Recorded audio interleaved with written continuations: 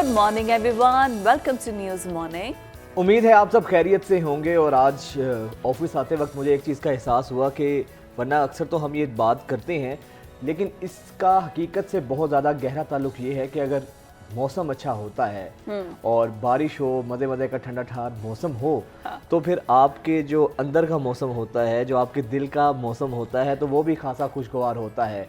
मौसम इंसानी तबीयत पर बहुत ज़्यादा असरअंदाज होता है और ख़ास तौर पे इतनी गर्मी के अंदर जब अचानक मौसम हो तो इससे प्लेजेंट आपके लिए कोई सरप्राइज नहीं होता। अच्छा, इससे सरप्राइज से मुझे याद आ गया कि जो पाकिस्तान तहरीक इंसाफ के तो वो तमाम रहनुमा जो कि पीटीआई को छोड़कर जा रहे हैं और वो कह रहे हैं कि अडियाला जेल में इतनी गर्मी है, आप वहाँ पर ज़रा एक हफ्ता रह के देखें तो आपको पता चल जाए। तो मुझे लगता है उन्होंने छोड़ने में जल्दी कर दी, शायद थोड़ी देर और अल्लाह ने उनकी दुआ कबूल कर ली। मौसम अच्छा उन्हें मिल जाता। बहुत ज़बरदस्त वेदर है लाहौर का। आई थिंक कराची वगैरह का भी वेदर अच्छा होगा, बाकी शहरों का भी, लेकिन लाहौर का मौसम अच्छा है क्योंकि बलूचिस्तान से जो मगरबी हवाएं दाखिल होनी थी और उसके बाद ये कहा जा रहा था कि पंजाब जो है ना वो ठंडा हो जाएगा।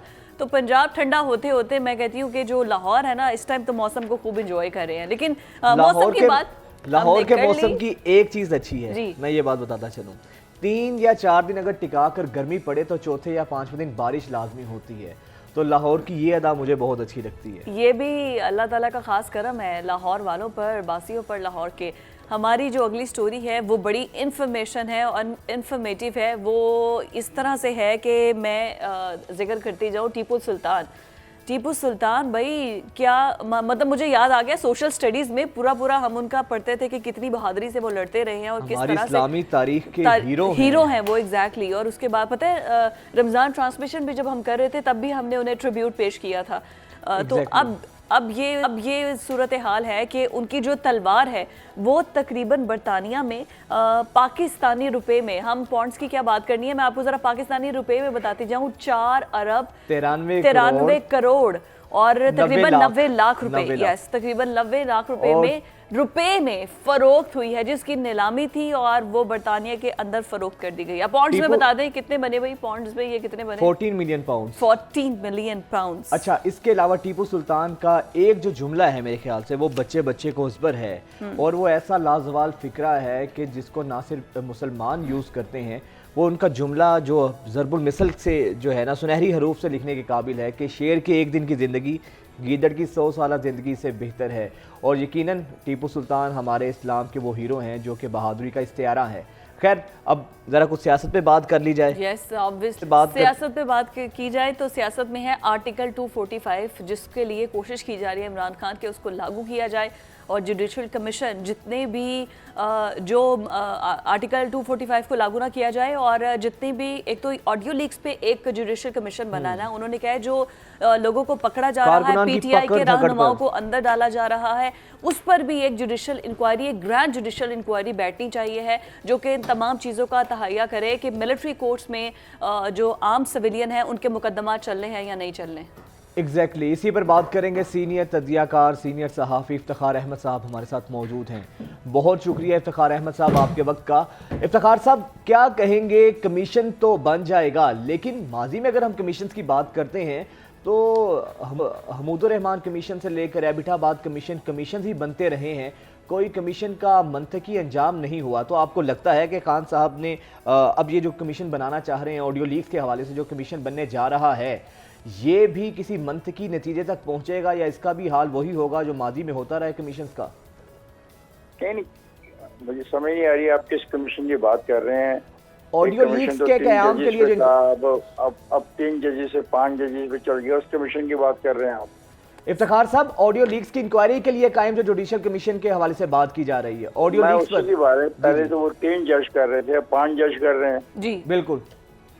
तो 5 जजेस में एक जज तो ऐसा है जिसका कॉन्फ्लिक्ट ऑफ इंटरेस्ट है, उसको ख्याल करना चाहिए कि कॉन्फ्लिक्ट ऑफ इंटरेस्ट का तो इंटरनेशनली बड़ा एहतराम किया जाता है, तो आप कैसे अपने ही मामले में जज हो सकते हैं? सही। अच्छा, बिल्कुल आपने सही कहा इफ्तिखार साहब।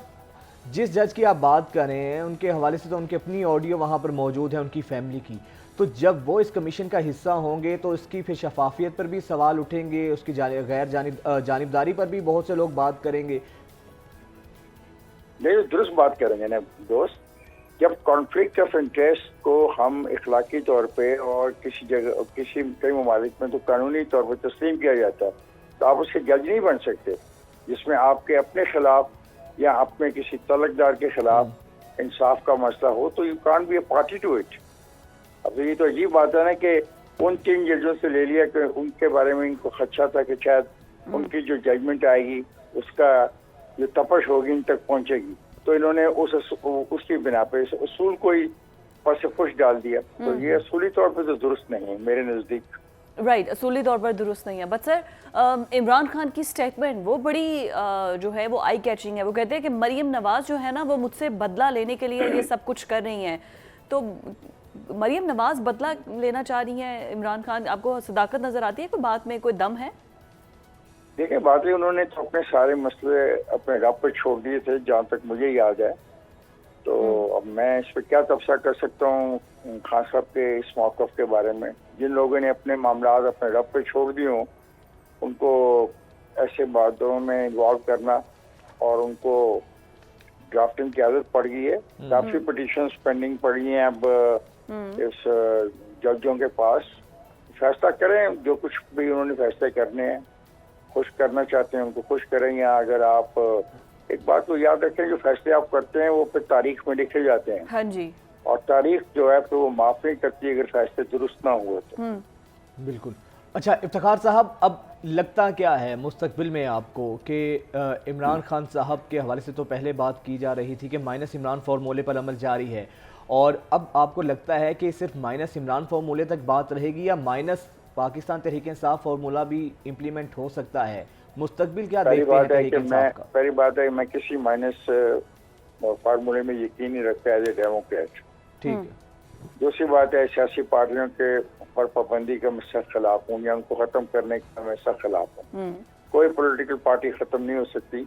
जमात इस्लामी खत्म नहीं हुई, JUI खत्म नहीं हुई, ANP खत्म नहीं हुई, MKM खत्म नहीं हुई, नेम एनी पॉलिटिकल पार्टी। सियासी जमातें खत्म नहीं होती, कम हो जाती हैं, उनकी कुव्वत कम हो जाती है, उनकी रिप्रेजेंटेशन जो असेंबली में वो कम हो जाती है। ये कहना कि वो खत्म हो जाएंगी, मैंने पहले भी कभी इसको तस्लीम नहीं किया, ना मैं आज तस्लीम करता हूँ।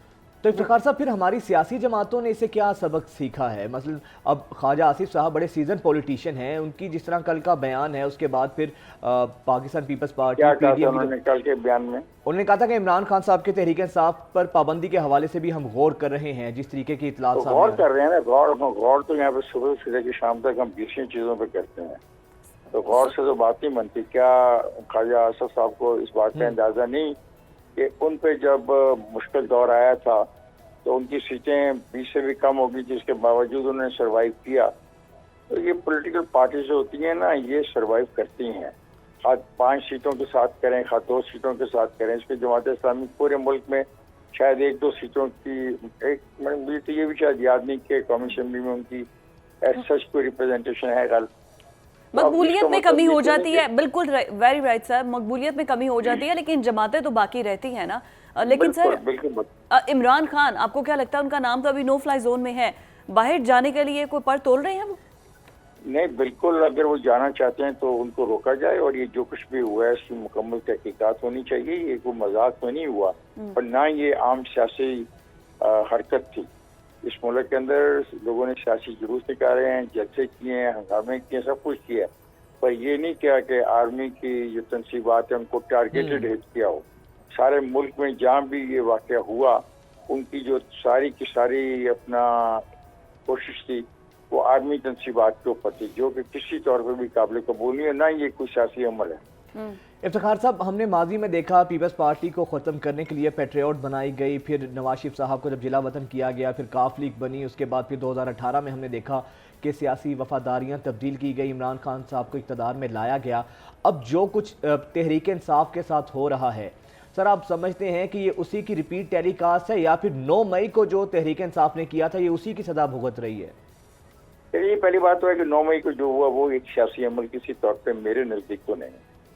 सीधी सी बात है, किसी को अच्छा लगे या किसी को बुरा लगे। सियासी जमातों को जुलूस का हक है, जलसे का हक है, रैलीज का हक है, सब चीज़ का हक है, पर ये हक नहीं जो उन्होंने एक्सरसाइज किया और बिल्कुल एक सोची समझी स्कीम के तहत किया, तो वो तो मैं उसका सपोर्ट नहीं करता। बाकी रहा उन लोगों का पार्टी को छोड़ना, उनकी मर्जी है, अपनी मर्जी से वो पार्टी छोड़ना चाहते हैं छोड़ें, नहीं छोड़ना चाहते हैं उनकी मर्जी है।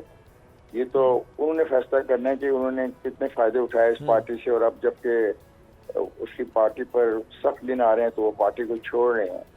ये तो उनको सोचना चाहिए जो ये पार्टी को छोड़ रहे हैं। और ये आप लोगों का जो तस्वर है ना कि किसी दबाव के तहत छोड़ रहे हैं, तो अगर ये दबाव ही इतना इम्पोर्टेंट है तो फिर पाकिस्तान मुस्लिम लीग को क्यों नहीं कोई तोड़ सका। But sir Pakistan Muslim league भी तो उस तरह से डिलीवर नहीं कर पा रही ना। शहजाद अकबर कहाँ है, शहबाज गिल कहाँ है, फिर उनके खिलाफ कार्रवाई करे जो भी। शहजाद अकबर और शहबाज गिल को गिरफ्तार करने से उनको क्या मिलता अपना पाकिस्तान मुस्लिम लीग को? सर फायदा उठाने वालों में यही तो शामिल है ना। फिर आपका सवाल कुछ और था। आपका सवाल ये था कि पीटीआई के जो लोग छोड़ रहे हैं उसके बारे में आपका क्या ख्याल है?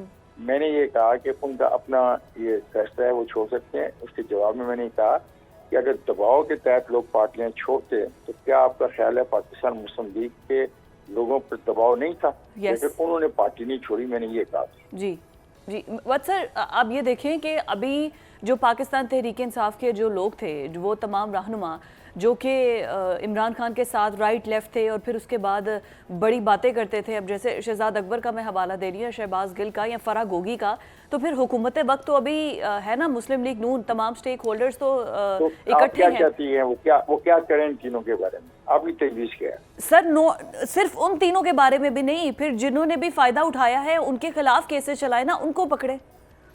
मैं आपको एक बात बताऊं जी, ये जो केसेस चलाने वाला मसला है पाकिस्तान की सियासत को इसने तबाह बर्बाद कर दिया। और ये आज का शुरू नहीं हुआ, 20 साल से शुरू हुए। नतीजे में किसी को सजा तो नहीं हुई, या तो होना किसी को सजा हुई हो और आपने रिकवरी कर ली हो, तो फिर तो ये बहुत अच्छी बात है और ये ऐसा होना चाहिए। दूसरे ममालिक में जो उनका जस्टिस सिस्टम एक स्ट्रॉन्ग जस्टिस सिस्टम है और उनका प्रोसिक्यूशन का सिस्टम भी बड़ा स्ट्रॉन्ग प्रोसिक्यूशन सिस्टम है, इसलिए वहाँ पे ऐसे लोगों को सजा हो जाती है। हमारे मुल्क में बदकिस्मती है कि यहाँ की प्रोसिक्यूशन का सिस्टम भी इतना स्ट्रॉन्ग नहीं है, वो अच्छा केस नहीं बना के अदालत में ले जाते, और अदालतों का भी रवैया कोई ऐसा ही है कि वो सजा नहीं दे पाए। मुझे तो याद नहीं पड़ता कि पिछले 30-40 साल में किसी आदमी को करप्शन की बुनियाद पर किसी अदालत से सजा मिली हो।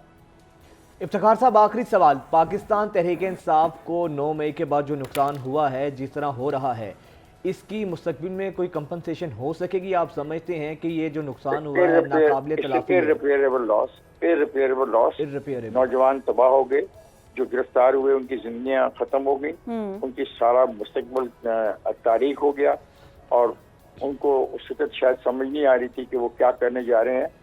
आज मैं पढ़ रहा था रात को, ये जो 14 लोगों का ट्रायल दिया है उन्होंने कोर्ट को, ये आर्मी कोर्ट को, उसमें एक लड़के के बारे में पढ़ रहा था कि वो अच्छा बड़ा पढ़ा लिखा आदमी था, वो सरकारी मुलाजम था, ब्रिलियंट आदमी था, and today he is facing this problem.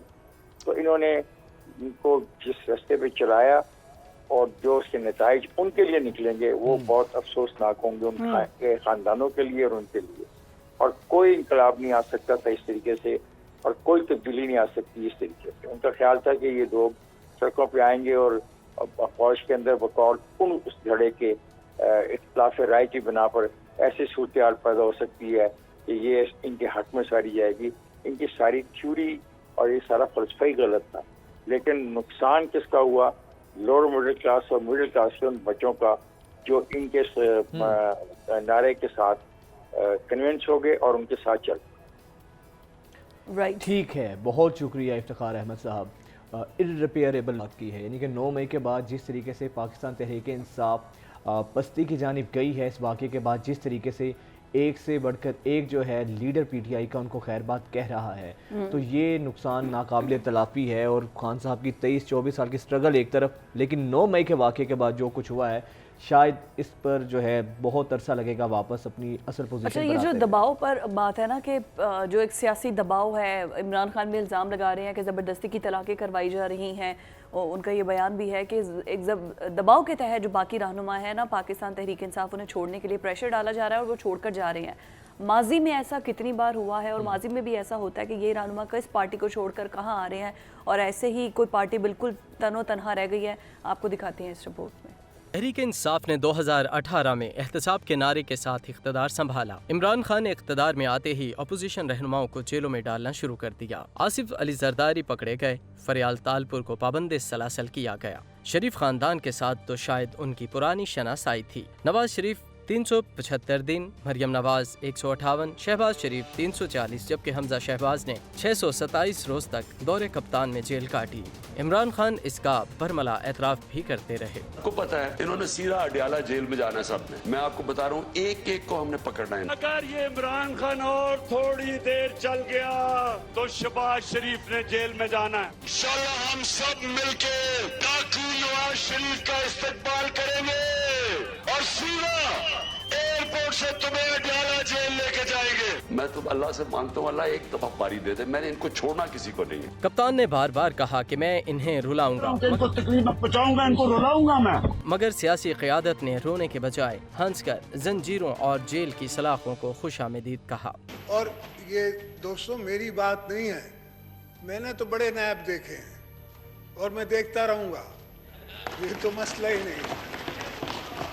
बात यह है कि जिस दिन आपको बुलाया जाएगा तो फिर क्या होगा, मसला ये है। तो मुझे आपका गम है ना, वो ज्यादा है, अपना नहीं है। किस्सा जरदारी और शरीफ खानदान तक ही महदूद नहीं रहा। शर्जील मेमन को जेल में बंद किया गया। ख्वाजा साद रफीक और ख्वाजा सलमान रफीक 462 दिन जेल में रहे। हनीफ अब्बासी 264 रोज, ख्वाजा आसिफ 176, हाफिज नोमान 512, एहसन इकबाल 64 दिन तक सलाखों के पीछे रहे। जावेद लतीफ 169 दिन तक कैद रहे। राजा कमर 218, शाहिद खाकान अब्बासी 222 अयाम तक नाकर्दा जुर्म की सजा भुगतते रहे। राना सनाउल्लाह खान को झूठे मुकदमे में फंसाया गया तो उनकी रिहाई के लिए उनकी अहलिया मैदान में आई। इमरान खान है, आज मैं इससे पूछती हूँ कि तुझे कलमे की मार पड़ेगी इंशाअल्लाह, और तुझे इस कलमे कुरान की मार ऐसी पड़ेगी कि तुझे दुनिया में कोई नहीं बचाएगा। आज मैं इमरान खान का फैसला अल्लाह पे छोड़ती हूँ। एक दफा ऐसा ही वक्त था जब मैंने मुशर्रफ को अल्लाह के सुपुर्द किया था। चीफ जस्टिस लाहौर से पूछती हूँ, ये 6 माह का हिसाब राना सनाउल्लाह का कौन देगा? मरियम नवाज शरीफ को बीमार मां के पास रुकने नहीं दिया गया, यहाँ तक कि उनकी चादर और 4 दीवारी का तकद्दुस पामाल किया गया, मगर मजाल है कि उन्होंने उफ तक किया हो। ये जो हम अगर आप कोई स्टैंड ले रहे हैं तो ये हमारे खून में शामिल है, ये हमारे बड़ों से ही आया है। मियां साहब चाहते थे कि मैं वापस ना आऊँ क्योंकि मेरी वालदा बीमार थी और जाहिर है वो एक ओवर प्रोटेक्टिव फादर है, तो कौन ये चाहेगा कि बेटी गिरफ्तार हो। वो मुझे कह रहे थे तुम सो रही हो, मैंने कहा नहीं मैं आपके। तहरीक इंसाफ के तमाम रहनुमा और वर्कर्स इस वक्त हुकूमत को ताने दे रहे हैं, इल्जाम तराशी कर रहे हैं, मगर ये सियासतदान ही थे जो उनको बार बार मुतनब्बे करते रहे। तुम हमें जेलों के धमकियां देते हो, डालो जेलों में, जिस मर्जी को डालना डालो, लेकिन मुझे आपके आंसू अभी से नजर आ रहे हैं। जिस दिन आपको जेल में जाना पड़ा, आपने रोना है और आपके आंसू पोंछने वाला कोई नहीं होगा, फिर हम में से ही होगा, मैं हूँगा इंशाअल्लाह। ये परवेज रशीद होगा, ये रजा रब्बानी होगा, ये ऐसे लोग, मार खाए हुए लोग किसी को तकलीफ नहीं देते। मार खाए हुए लोग कभी किसी को तकलीफ नहीं देते, उनका काम ही आंसू पोंछना है, वो आंसू निकालते नहीं है। ये सारे आंसू पोंछने वाले लोग यहाँ पे बैठे हुए। अभी देखना तमाशा क्या लगता है तुम्हारे साथ, तुम्हें अंदाजा ही नहीं है वो क्या रहा है इस मुल्क में। इस तमाम बयानिए के बावजूद जरूरत इस अमर की है कि सियासतदान ज़ाती इंतकाम के बजाय पार्लिमान की बालादस्ती को यकीनी बनाए, ताकि एक दूसरे से गिले शिकवे करने के बजाय अवामी हकूक पर बात की जाए। तो जनाब आपने ये पैकेज देखा और एक चीज़ तो वाज़ेह होती है, अगर आपका कोई नज़रिया ना हो, आपकी कोई वफादारियाँ किसी मजबूत बुनियादों पर उस्तवार ना हो, तो फिर इसी तरह छोड़ के जाया जा सकता है और जाया जाता है। क्योंकि ये लोग जिस तरीके से आए थे, ये कोई नजरियाती कारकुन तो नहीं थे, पाकिस्तान तहरीक इंसाफ थी तो नहीं, बस ये था कि एकदम से सारे इकट्ठे हुए, वो एक झुंड की तरह आए थे और एक झुंड की तरह ना हवा ने इन्हें बिखेर भी दिया है। चढ़ते सूरज के पुजारी इसी तरह होते हैं, जब सूरज गुरूब होने लगता है तो ये पंछी परवाज कर जाते हैं। हम हाजिर होते हैं एक ब्रेक के बाद।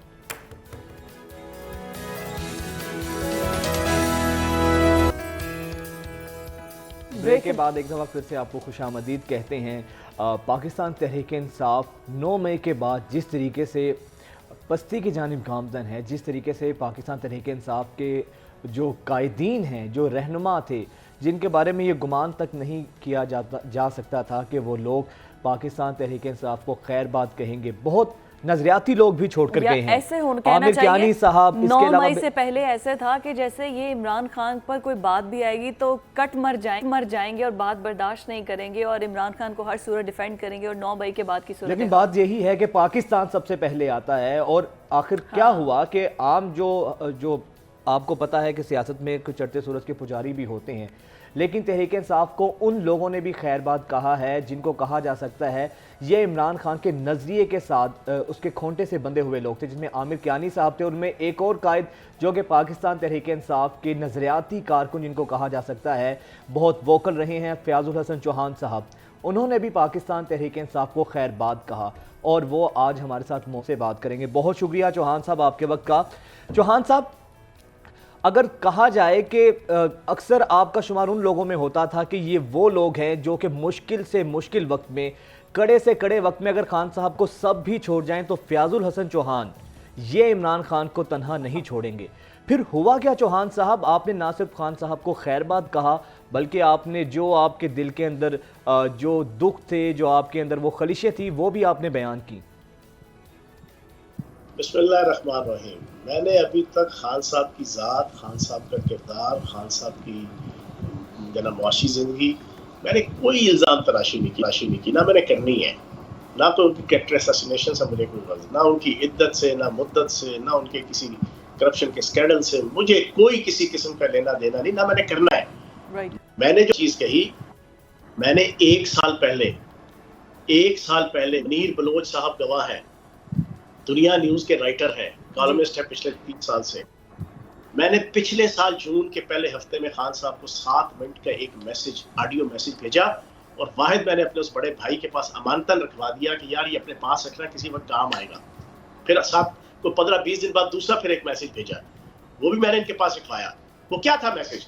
1 साल पहले फयाज चौहान ने अपने लीडर को कहा था कि खान साहब खुदा का वास्ता है फौज और ISI से टकराना छोड़ दें, खुदा का वास्ता है ये मीर जाफर मीर सादक की गिरदान छोड़ दें, खुदा का वास्ता है रियासत और एस्टेब्लिशमेंट के साथ टकराव की पॉलिसी तर्क करके आप इस PDM, इन करप्ट हुक्मरानों के खिलाफ आप अपनी जिद्दोजहद रखें और उसी की तरफ अपनी तवज्जो मरकूज रखें। खुदा का वास्ता है, मैं और लाखों पाकिस्तानी आपको दोबारा वज़ीर आज़म देखना चाहते हैं। खुदा का वास्ता है अगर आपका ये रवैया रहा तो पाकिस्तान को नुकसान होगा, पार्टी को नुकसान होगा, आपको नुकसान होगा। वो अल्लाह का सियासी वली था कि जिसने 1 साल पहले जो बातें कही आज सारी दुनिया देख रही है। फिर उसके बाद मुसलसल पार्टी के अंदर भी, मुझे याद है जब 26 नवंबर का लॉन्ग मार्च और धरना था, हम स्टेज पे बैठे हुए, मेरे राइट साइड पे इमरान इस्माइल, लेफ्ट साइड पे चौधरी शफकत महमूद और बिल्कुल साथ ये शीरी मजारी और ये सारी लीडरशिप बैठी हुई। शहबाज गिल ने जब वो इंतहाई सिंगल एक्स किस्म की जनाब तकरीर की ना फौज के खिलाफ, इंतहाई गंदी, खुदा की कसम खा के तो दोनों गवाह इमरान इस्माइल और चौधरी शफकत, मैंने कहा what's the hell is this, मेरे अल्फाज थे और ऊंची आवाज में मैंने कहा ये क्या बकवास कर रहा है, ये क्या मैसेज दे रहा है, ये अभी भी समझ नहीं आई और अकल आई, ये पार्टी को बदनाम और पार्टी का सत्यानाश फेर रहा है, ये कर क्या रहा है। और बाकी सारे तालियां मार के ठट्ठे बांध रहे थे, जबरदस्त, वाह, ये वो, जनाब जैसे वो मुशायरा होता है ना, तो नशरे मुकर्रर, सुभान अल्लाह, इरशादे मुकर्रर, ये सारे लगे हुए थे। और यही वो शहबाज गिल थे ना चौहान साहब, जब ये खुद जेल में थे तो इन्होंने तोते की तरह इमरान खान और उनकी अहलिया के बारे में सारी बातें और सारे राज उगले थे। मैंने पिछले 1.25 साल में जो मेरे बस में था, अच्छा मैंने जब वो 7 मिनट का मैसेज भेजा फिजा, उसका मुझे क्या सिला मिला? मुझे कोर कमेटी से खारिज कर दिया गया, निकाल दिया गया। मेरे साथ खान साहब बैठने के रवादार नहीं, मैं फिर भी कुर्बानियां दे रहा हूँ, मारे खा रहा हूँ, हमले हो रहे हैं, पर्चे हो रहे हैं, 9 पर्चे हुए, बल्कि 10 पर्चे हो चुके हैं, जेलें काटी 8 दिन पहले। ये चीजें कोई अल्लाह पाक का करम है। मैं पाकिस्तान का झंडा उठा के मैंने गिरफ्तारी दी, मैं भागा नहीं जैसे ये सारे भागे हुए हैं। या तो ये सारे लोग, अब देखा शीरी मजारी साहबा जनाब मुशर्रफ इस्लाम हो गई, अब मैं क्या बताऊं आपको कि ये क्या क्या राय अंदर 1.25 साल जो ना, ये खान को क्या क्या हल्लाशेरियां देते रहे हैं। बता दें चौहान साहब, बता दें जो दिल में है, बता दें एटलीस्ट आपका वर्जन तो पता चले ना, कल को ये सारी बातें आप पे पलट कर आ जाएगी, ये सब कुछ चौहान साहब कहते रहे। एक बात बड़ी क्लियर है, ना मैं मेजर रुखड़ी हूँ, ना मैं मुफ्ती सईद हूँ, ना मैं ओन चौधरी हूँ कि मैं इमरान खान साहब की कैरेक्टर असोसिएशन करूँ। लेकिन चौहान साहब सर पूरी अगली करो जी। दूसरा, मैं आज भी इमरान खान का वेल विशर हूँ। मेरी राय है कि इमरान खान को एक पैसेज देकर इज्जत और वकार के साथ मुल्क से बाहर भेज देना चाहिए। उनकी मिसेस को भी, मैं उनकी मिसेस का भी इज्जत का पहरेदार हूँ, पर्दादार औरत है। कोई सो उनके ऊपर इल्जाम लगाए, मैं जिस घराने में पैदा हुआ हूँ वहां पर पर्दादार खवातीन और दूसरी खवातीन की भी इज्जत की जनाब तरकीन और तदरीस की जाती है, लेकिन पर्दादार खातून की मैं जाती तौर पे दिल से इज्जत करता हूँ। मैं नहीं देखना चाहता कि मिसेज इमरान खान थानों और कचहरियों के अंदर और अदालतों के अंदर जनाब वो पेशियां भुगते। मैं नहीं देखना चाहता। मुझे दुख होगा। और जो उन्होंने आखिरी पेशी भुगती, मेरे सीन गिर गया कि यार यहाँ तक ये पार्टी पहुंचा दी गई उन बेगैरतों ने कि जो आज सारे भाग के चले गए। वो आमिर कियानी, वो फवाद चौधरी, ये शीरी मजारी, ये मुसर्रत चीमा रात को गई। से पूछो यार, उस वक्त तुम्हारे मुंह में गुंगनियां थी? तुम्हें अल्लाह ने राइट दिया था, अल्लाह ने तुम्हें अपने इमरान खान ने अपने करीब किया था, तो उसको सही एडवाइस देते, उन्हें समझाते कि यार इक्तदार सारों के जाते हैं, हुकूमतें सारों की जाती हैं, एक पॉजिटिव तरीके से अपनी स्ट्रगल रखो। चौहान साहब, आपकी जर्नी में और बाकी ये जो शीरी मजारी है, मुसर्रत जमशेद चीमा है, इनकी जर्नी में बुनियादी फर्क क्या था? मैं जानना चाहूंगी आपका वर्जन क्या है। मुझे अभी ना आपके प्रोग्राम से पहले एक टीवी की जनाब एंकर ने मुझसे पूछा अभी मॉर्निंग शो में कि आप में और शीरी मजारी में क्या फ़र्क है। मेरे में और शीरी मजारी में फ़र्क यह है कि शीरी मजारी अपनी बेटी ईमान मजारी के ज़रिए से सारा दिन फौज को जो है वो गालियाँ, नंगी गंदी गालियाँ डलवाया करती थी सोशल मीडिया पे, इलेक्ट्रॉनिक मीडिया पे। अच्छा जी, शीरी मजारी सारा दिन आपके जनाब चैनल्स पे बैठ के मीटिंग्स में खान साहब को नफरत जो है वो फौज और एस्टेब्लिशमेंट के खिलाफ जनाब दरसो तदरीस किया करती थी। फयाज चौहान पहले भी फौज की इज्जत का वकार का अलमबरदार था और आज भी इज्जत और वकार का अलमबरदार है। फयाज चौहान की सरिश्त में है, उसके खून में है कि वो फौज और पाकिस्तान से मोहब्बत दुनिया की कोई ताकत नहीं निकाल सकती। तो मैं मुनाफिक नहीं हूँ, मैं वो शख्स नहीं हूँ कि जो पहले कुछ और था। मैं पहले भी फौज के हवाले से, आप भी सारे जानते हैं, पाकिस्तान का मीडिया भी जानता है कि मैंने अपनी 3.5 साल की मिनिस्ट्रियों में भी और अपने जनाब 1.25 साल की जो पिछली जंग थी, खान साहब और पीटीआई की क़यादत फौज के खिलाफ डायरेक्ट इंडर, और मैं हर महीने एक ट्वीट करता था किसी न किसी हवालदार, कर्नल, ब्रिगेडियर बरकी की शहादत के ऊपर उनको खराज तहसीन पेश करना। ठीक है। अच्छा चौहान साहब ये बताइएगा सर, बिल्कुल आपने सही कहा, लेकिन चौहान साहब इस मुश्किल वक्त में 9 मई के बाद जिस तरीके से बाकी लोगों ने पार्टी को खैरबाद कहा, तो आपने भी कहा फौज के हवाले से हरजा सराई तो खान साहब और उसकी पार्टी जब से वो इक़्तिदार से बेदखल हुए हैं 1.5-2 साल से खान साहब क्या कुछ अलकाबाद से नहीं नवाजते रहे। तो इस 9 मई के वाक़े के बाद आपने सोचा कि यार नहीं अब बस बहुत हो गई है, या ये पहले से ही खलिश चल रही थी और आपने कहा नहीं अब ये फाइनल टाइम है? मैंने आपको बताया, मैं तो पिछले 1 साल से ये चीजें समझा रहा था। तो अच्छा, फिर पिछले 5 महीनों में मैंने कोई 5-6 दफा खान साहब को मैसेज किया, खान साहब मुझे 5 से 10 मिनट का टाइम दे, मैं आपसे मिलना चाहता हूँ। उसमें मैंने कोई अपनी जात के लिए नहीं करना था कि मुझे कोई क्या, मैं यही समझाना चाह रहा था कि खुदा का वास्ता ये किस ट्रैक के ऊपर आप चले गए हैं। लेकिन लेके कौन गया खान साहब को, ये मशवरे कौन देता था? एक तो खान साहब की अपनी जात के ऊपर ना, इक़्तिदार से उतरने के बाद फिर जो उनके ऊपर कातिलाना हमला हुआ, गम, गुस्सा और इंतकाम, ये 3 चीजें गालिब हुई हैं। जो लीडर होता है ना, लीडर जो है वो बड़ा कुछ बर्दाश्त करके आगे की तरफ जाता है। ठीक। मेरे 3 घर तबाह हुए हैं अभी, मेरा घर रेजा कर दिया गया, लाखों रुपए का नुकसान, मेरी 2 बहनों का घर तोड़ दिया, मेरे भाई का घर तोड़ दिया, मेरे घर के 4 अफराद जेल में गए हैं। ये जो सोशल मीडिया पे 30-35 हज़ार पेड हमारा पीटीआई का वर्कर है ना, जो मैं तो खुद रहा हूँ 15 साल मीडिया का, मेरे तो बच्चा मैं जानता हूँ ना, जो लगे हैं ना तूफान बदतमीजी उठाने, उनको क्या पता कुर्बानियां क्या दी हैं। मेरे घर के 4 बंदे पकड़े गए हैं, अभी भी जेल में है, अभी भी मेरा भांजा जेल में है, मेरा भतीजा मेरा सगा बहनोई, मैंने अपनी इज्जत, अपनी जान, अपना माल सब कुछ लुटा दिया। और ये घर बैठ के धूप से पकोड़े तलने वाले और पानी से पकोड़े तलने वाले ये बकवासात करें कि यार ये हो गया और वो हो गया। घर से आप निकलो ना, इतना शौक। अच्छा, फिर उसके बाद असल चीज ये है, जो आखिरी 20-25 दिन थे ना 1 मई के बाद, तो खुसूसन चीजें सारी आना शुरू हो गई थी कि ये हो क्या रहा है। उसमें फिर मैंने बताया 1 मई का 6 मई का जो खान साहब ने GHQ की तरफ स्पेशल मुजाहरे रखवाए अपनी सुपरविजन में, वो दोनों मैंने रखवा दिए, मैंने उस साइड पे जाने ही नहीं दिया।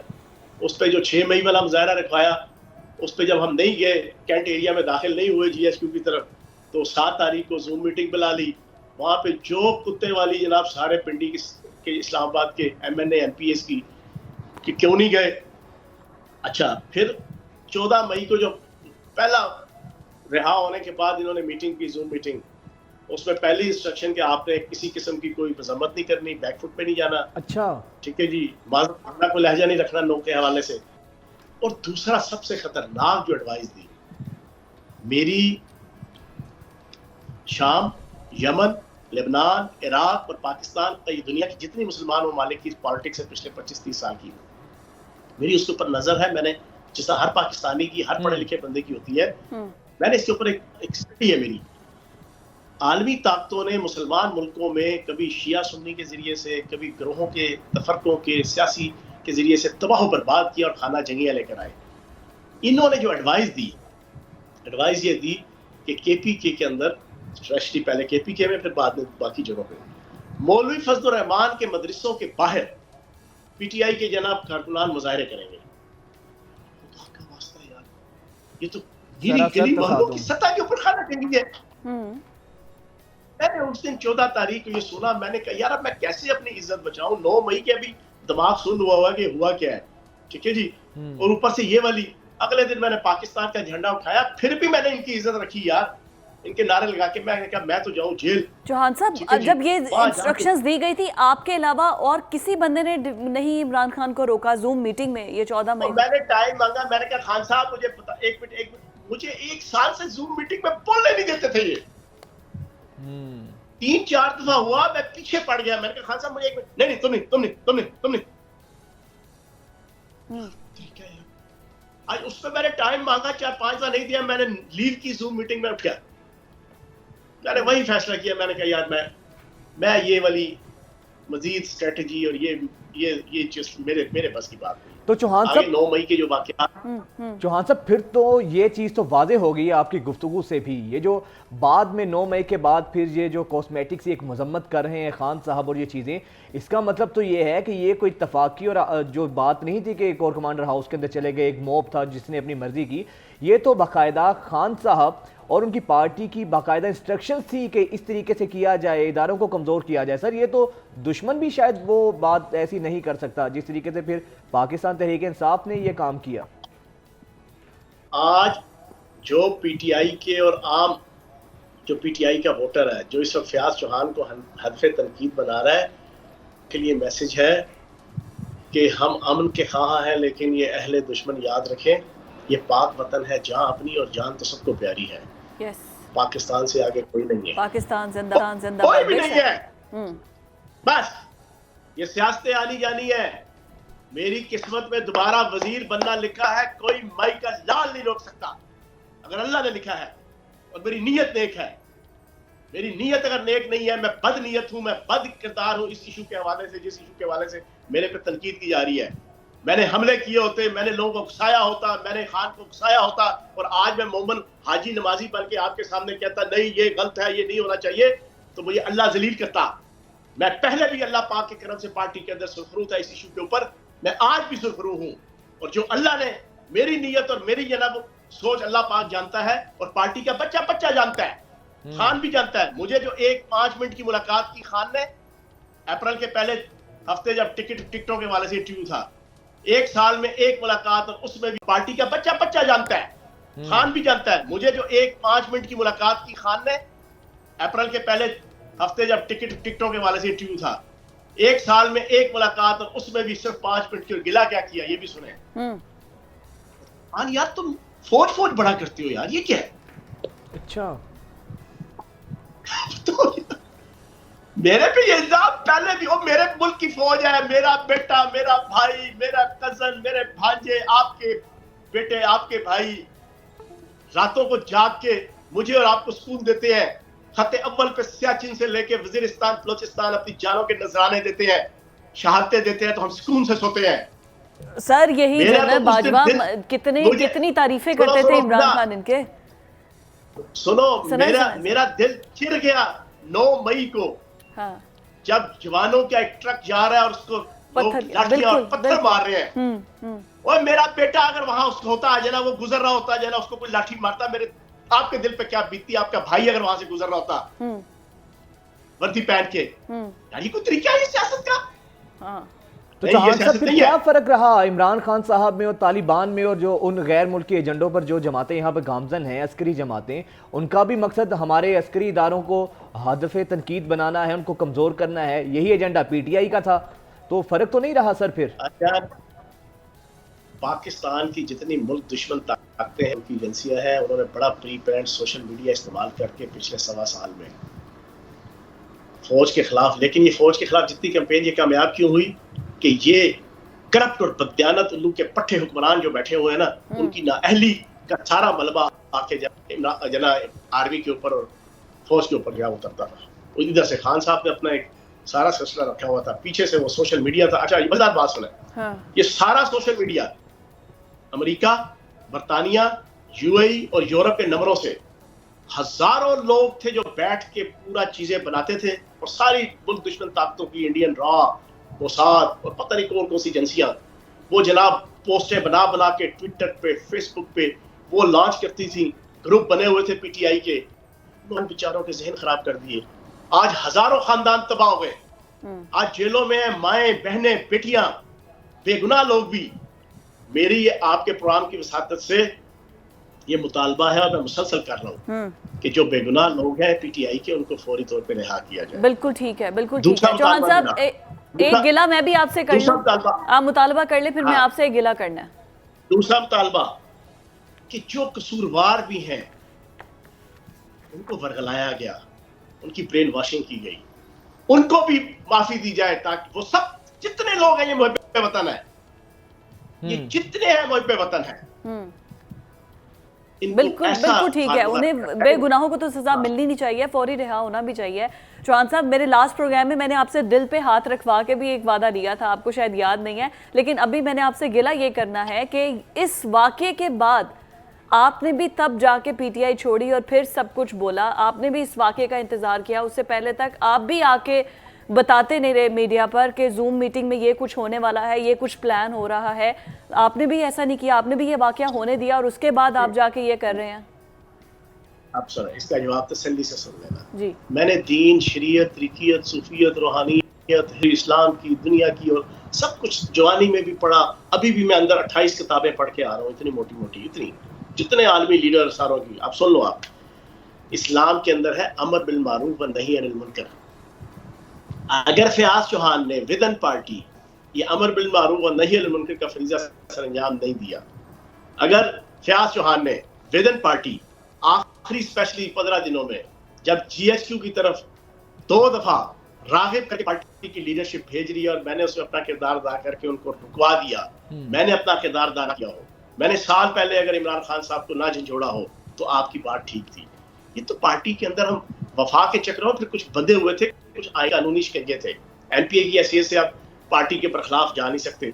फिर स्पेशली जो सबसे बड़ी साजिश जो माहौल था, अब टाइम थोड़ा है, फिर किसी प्रोग्राम में करेंगे, सोशल मीडिया के जरिए से हवा ऐसा बना दिया गया पाकिस्तान के अंदर और आलमी सतह पे कि जानते बूझते हुए भी कोई इमरान खान की साहब की पॉलिसी के खिलाफ नहीं बोल सकता था।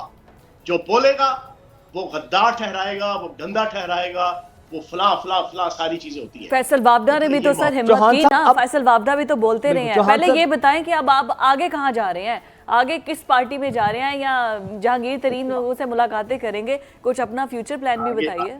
आगे अल्लाह पाक की जात पड़ी है, झपटना पलटना, पलट कर झपटना, लहूगर मरखने का एक बहाना। अच्छा, या मैंने उस खाकदार से किनारा जहां रिज्क का नाम है आबोदाना, हमामो कबूतर का भूखा नहीं मैं कि है फ्याज की जिंदगी ज़ादाना।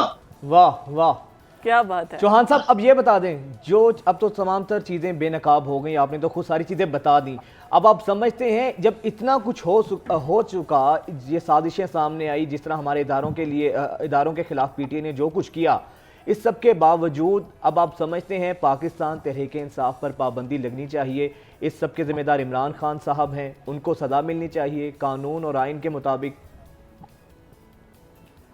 देखिए, पाबंदी कोई हल नहीं है। 60s के अंदर जमात इस्लामी पे लगी, ANP के ऊपर लगी, वली खान की पार्टी पे लगी, लेकिन उसके कोई अच्छे असरात नहीं आए।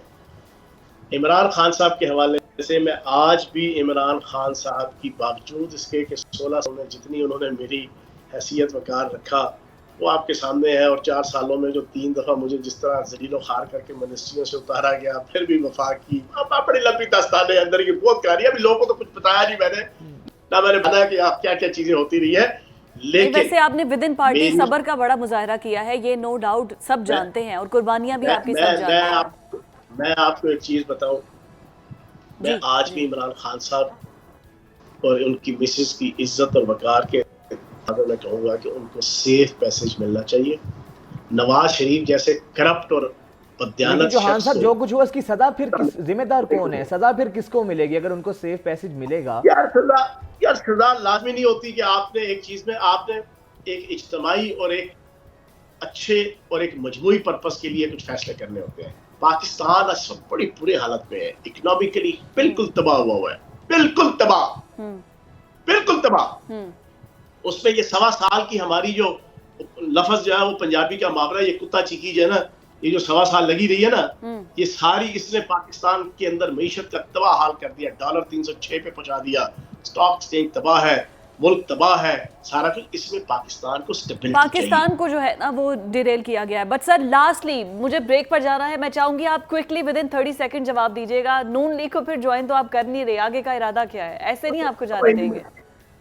अभी तो सारे कुछ हालात बनेंगे। शाह महमूद कुरैशी साहब अभी बाहर आएंगे, असद उमर साहब के हवाले से भी कुछ चीज़ें क्लियर होंगी, फिर चौधरी परवेज लाई साहब के हवाले से भी कुछ चीज़ें क्लियर होंगी, फिर जहांगीर तरीन साहब भी यहाँ मौजूद हैं और मेरा उनके साथ एक अच्छा ताल्लुक रहा है और मैं उसके बाद भी उनकी इज्जत एहतराम करता हूँ।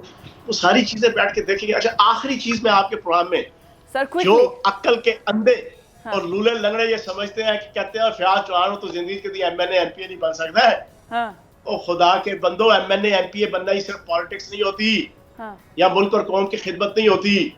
लेकिन एक बात याद रखना जी, अगर मेरी नीयत मुल्क और कौम के हवाले से और फौज के हवाले से नेक है, थी और रहेगी अपनी धरती माँ के साथ, तो अल्लाह की जात बड़ी है। अल्लाह की जात ठीक है। बहुत शुक्रिया चौहान साहब, बहुत शुक्रिया फिर आपकी गुफ्तगू आपने जानी। हम हाजिर होंगे एक ब्रेक के बाद।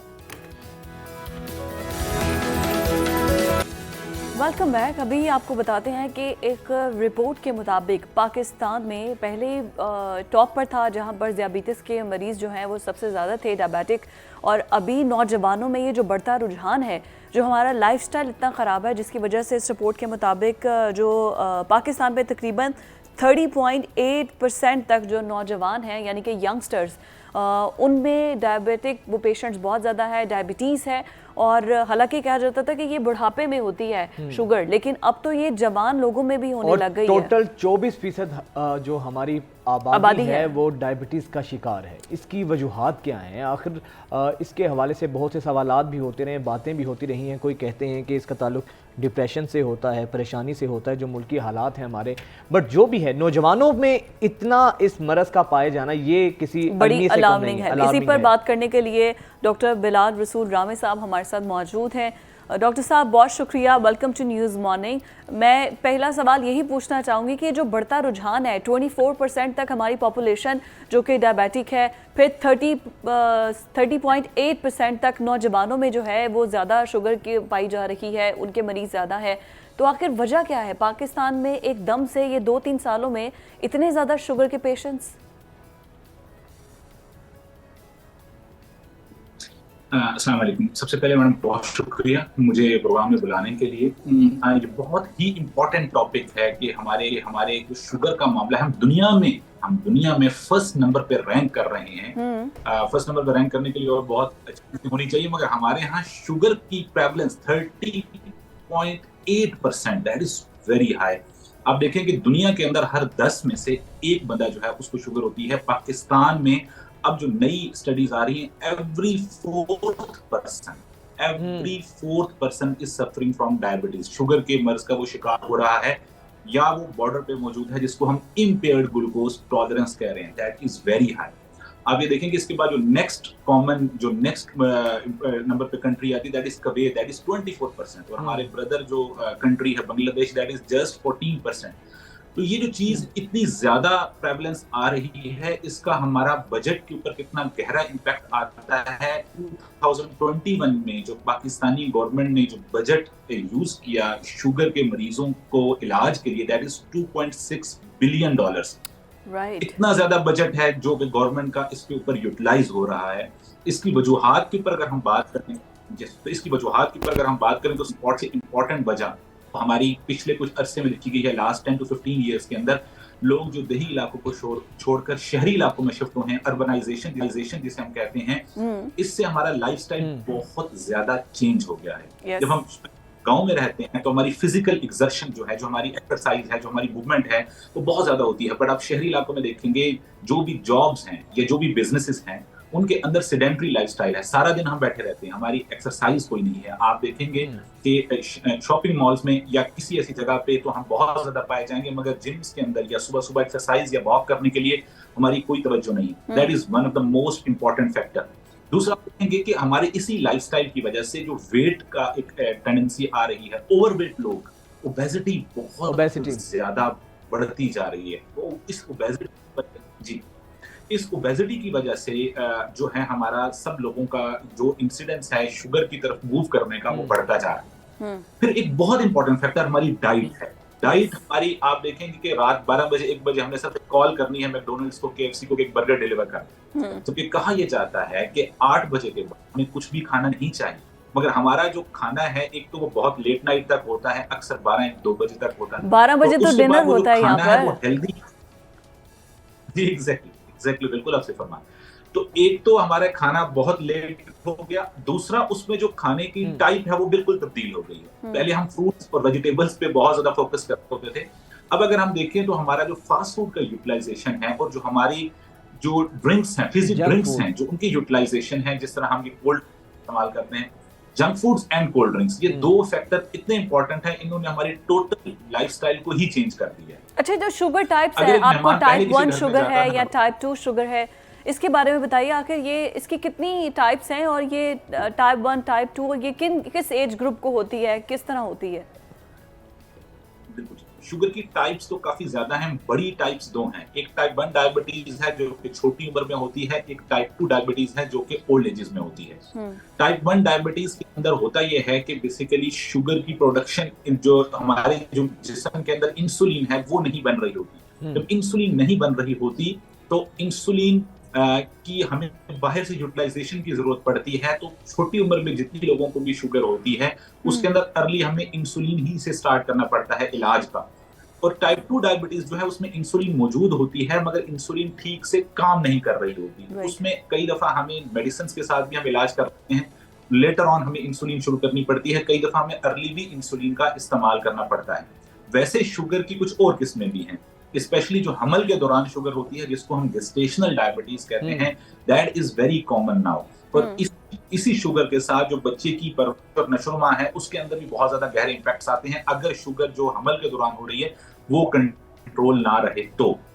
Major cause. अच्छा सर ये बताइएगा, क्योंकि इसका नाम डॉक्टर साहब इसका नाम शुगर है तो लोग ये समझते हैं शायद शुगर जो है सिर्फ मीठा खाने से ही होती है, लेकिन कुछ लोगों का ये ख्याल है या डॉक्टर्स ये कहते हैं, आप रहनुमाई कीजिएगा, कि इसका सबसे ज़्यादा जो असर होता है शुगर की जो बुनियादी वजह है वो टेंशन है, डिप्रेशन है। तो डिप्रेशन का शुगर से क्या ताल्लुक है, बुनियादी वजह होती क्या है शुगर की? शुगर की कुछ वजूहात तो मैंने आपको बताई, एक बहुत इंपॉर्टेंट वजह जेनेटिक्स भी है। अगर आपके पेरेंट्स को शुगर है तो आपके अंदर शुगर होने के चांसेस 4 गुना बढ़ जाते। हमारे उस्ताद थे जो आप इस दुनिया में मौजूद नहीं हैं, वो थे कि अगर आपके पेरेंट्स को शुगर है तो आपको शुगर है अनलेस वो सामने ना आ जाए।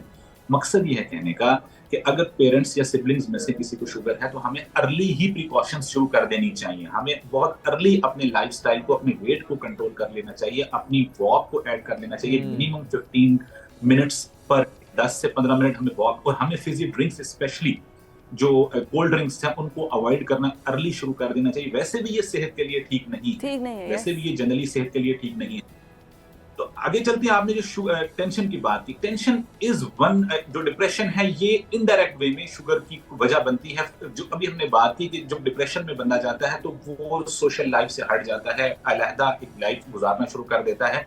उसके साथ उसको थोड़ा सा खाना उसका सेपरेट हो जाता है, लोगों से मुलाकात उसकी सेपरेट हो जाती है।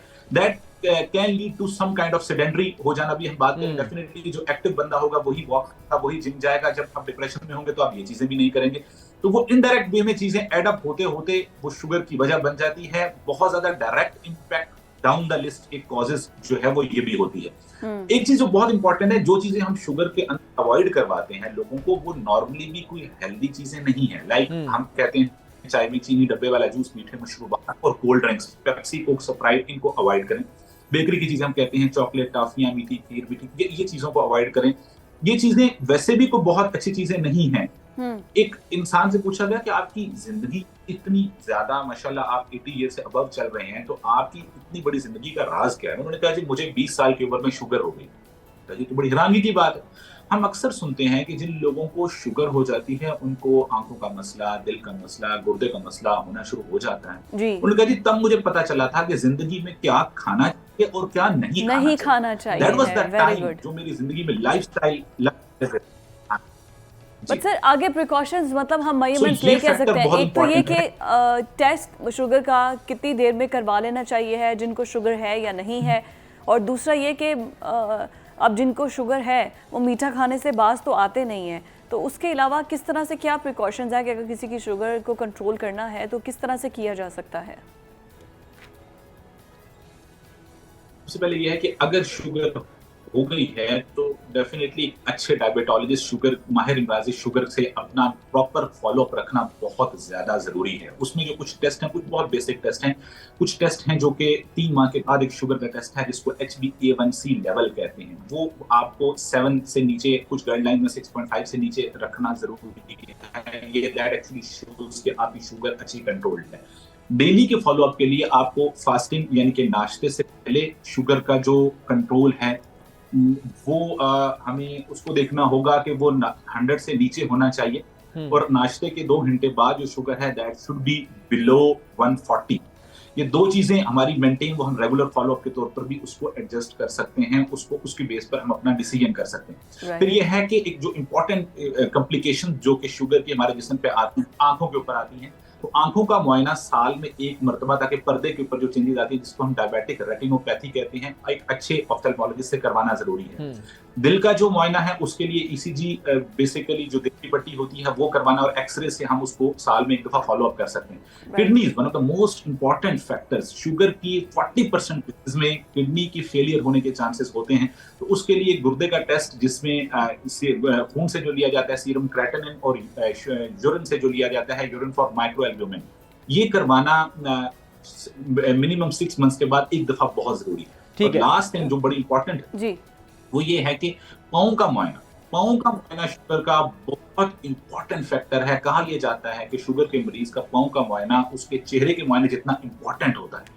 क्यों? क्योंकि दुनिया के अंदर हर 1 मिनट के अंदर एज पर स्टडी एक पाँव काटा जाता है, एम्पुटेशन की जाती है बिकॉज ऑफ द शुगर की वजह से जो जख्म होता है, उसकी जो पेचीदगी होती है, और वो पेचीदगी जो कि जख्म ठीक नहीं होता, भरता नहीं, तो इस वजह से पाँव का मुआयना बाकायदगी से हफ्ते में 1 मरतबा करना या करवाना अपने घर में बहुत जरूरी है। अगर हम ये रेगुलर करते रहते हैं और अपनी मेडिकेशन को टाइमली खाना और जो परहेज है उसके ऊपर प्रॉपर फोकस करना, दैट अगर ये सब कुछ हम कर रहे हैं तो शुगर वाला मरीज भी उतना ही अच्छा, बल्कि शायद उस नॉर्मल इंसान से बेहतर, क्योंकि डाइट इसकी अच्छी होगी। अच्छा डॉक्टर साहब ये बता दें कि इस जिनको डायबिटिक होते हैं, जो डायबिटिक पेशेंट्स होते हैं, क्या उनके पाँव, जिस तरह आप कह रहे हैं कि मुआयना करना है, क्या पाँव में स्वेलिंग होती है या वैसे जख्म बन जाते हैं, मतलब वो थोड़ा समझाने के लिए बता दें। 2 चीजें इसमें, एक फैक्टर तो ये है कि एक तो शुगर की कॉम्प्लिकेशन का पाँव से पता चल सकता है। वो कैसे कि अगर किडनी के ऊपर इन्वॉल्वमेंट आएगी या दिल के ऊपर इन्वॉल्वमेंट आएगी तो पाँव पर सोजन होना शुरू हो जाएगी। तो वो पाँव की सोजन का इनिशियल अंदाजा। वैसे तो अगर गुर्दे के ऊपर इन्वॉल्वमेंट है तो सबसे पहले आंखों के इर्द गिर्द सुबह जब इंसान सोकर उठता है तो सूजन होती है, बट पाँव के ऊपर सूजन भी डेफिनेटली एक इंपॉर्टेंट फैक्टर है। जो उसके बाद दूसरा फैक्टर जो मैं बताना चाह रहा हूँ होता ये है कि शुगर जब होती है तो शुगर से आपने सुना होगा कि हसियात इंसान के कमजोर हो जाते हैं। उससे होता यह कि पाँव सुन रहते हैं अक्सर बेशक, कभी पाँव जलते भी हैं, कभी पाँव सुन मुख्तलिफ तरीके से पेचीदगियां आती हैं, मगर सुन रहने से क्या होता है, सुन रहेंगे तो आपको नॉर्मली अगर कोई छोटा सा जख्म होगा या कोई कील चुभेगा तो आपको पता ही नहीं पता चल जाएगा और आप उसको फौरन पता नहीं चलता। मैं आपको हकीकत बताता हूँ, हमारे पास पेशेंट्स आते हैं सर्दियों के अंदर, हीटर के सामने पाँव रखा हुआ है, मगर वो रखा हुआ करीब हो जाता है, बहुत ज्यादा पाँव के जल जाता है, उनको नहीं पता चलता, बिल्कुल नहीं पता चलता, बिकॉज उनकी हसियात कमजोर हो चुके हैं। अब पेन एक ब्लेसिंग है, जब पेन ब्लेसिंग इस तरह है कि पेन होती है तो आप फौरी तौर पर उसको टैकल कर लेते। अब पेन नहीं हो रही, पाँव जल गया, कोई दूसरे ने देखा कि बाबा जी आपका तो पाँव जल रहा है, अब वो फौरी तौर पर डॉक्टर के पास जाते हैं, वो बड़ा सवीयर किस्म का जख्म हो चुका है। अब वो जख्म क्योंकि काफी कॉम्प्लिकेटेड है, फिर शुगर की वजह से जख्म का भरना थोड़ा सा मुश्किल है, फिर तो वो सारी चीजें पेचीदगी जब बढ़ती है तो कई दफा जख्म ठीक ना हो, जख्म प्रॉपर इलाज ना हो तो कई दफा हमें एम्पुटेशन करनी पड़ती है। हाँ बिल्कुल ठीक है। अच्छा लास्टली डॉक्टर साहब ये बता दीजिए, अभी आप पहले बता रहे थे कि लास्टली बस ये बता दें कि जो पेशेंट है वो आप बता रहे थे कि नाश्ते से पहले किस तरह क्या होनी चाहिए और किस एज ग्रुप के लिए वो ये है कि इतनी शुगर होनी चाहिए इस एज ग्रुप में, नाश्ते से पहले और नाश्ते के बाद। Exactly. शुगर नाश्ते से पहले जो लेटेस्ट स्टडीज हैं वो ये कहती हैं कि 100 मिलीग्राम पर डेसीलीटर से कम होनी चाहिए, यानी कि फास्टिंग शुगर जिसको हम फास्टिंग कहते हैं वो 100 मिलीग्राम पर डेसीलीटर से कम होनी चाहिए। और खाने के 2 घंटे बाद जब बेसिकली हम इसको ओरल ग्लूकोज टॉलरेंस टेस्ट करके इसको कंफर्म करते हैं कि दैट इज 2 आवर्स के बाद 140 मिलीग्राम पर डेसीलीटर से कम होनी चाहिए। तो दैट इज इंपॉर्टेंट, 100 और 140, खाने के 2 घंटे बाद 140, नाश्ते से पहले 100 से नीचे। अगर इससे ज्यादा रह रही, अगर नाश्ते से पहले 126 से ज्यादा आ रही है, एक रीडिंग भी अगर ज्यादा आ जाती है तो शुगर का होना कंफर्म हो जाता है, सिर्फ अ सिंगल रीडिंग। और अगर खाने के 2 घंटे बाद, क्योंकि खाना वेरी कर सकता है तो इसलिए हम उसको टेस्ट करने के लिए ओरल ग्लूकोज टॉलरेंस टेस्ट करते हैं, जिसमें हम ग्लूकोज पिला के चेक कर लेते हैं। अगर खाने के 2 घंटे बाद 200 से ज्यादा या उसमें 200 से ज्यादा आ रही है दैट मींस शुगर। इसके दरमियान में हम बॉर्डर पे 100 से 126 फास्टिंग और 140 से 200 के दरमियान अगर रह रही है शुगर तो हम बॉर्डर पे, हमें अभी भी एहतियात करके हम वापस रिवर्ट बैक हो सकते हैं। राइट, बहुत शुक्रिया डॉक्टर बिलाल रामे जो हैं वो हमारे साथ मौजूद थे और अगली बार हम आपको स्टूडियोज में भी दावत देंगे, फिर आपसे मिलेंगे भी स्टूडियो में और आपसे हम भी चेक करवाएंगे कि हमारी शुगर तो नहीं है क्योंकि जिस तरह यंगस्टर्स में बढ़ती जा रही है पता चले हम भी डायबिटिक पेशेंट और हमें पता ही नहीं है। Thank you so much doctor for your time. और ये था भाई हमारे पाकिस्तान के अंदर जो इस वक्त सूरत हाल है डायबिटीज़ की, डर ही लगता है कि हमें पता भी ना और हम डायबिटिक पेशेंट हो, क्योंकि हर 4 इंसान में से 1 इंसान को तो डायबिटीज़ है यहाँ पर। बिल्कुल, हम हाजिर होते हैं एक ब्रेक के बाद।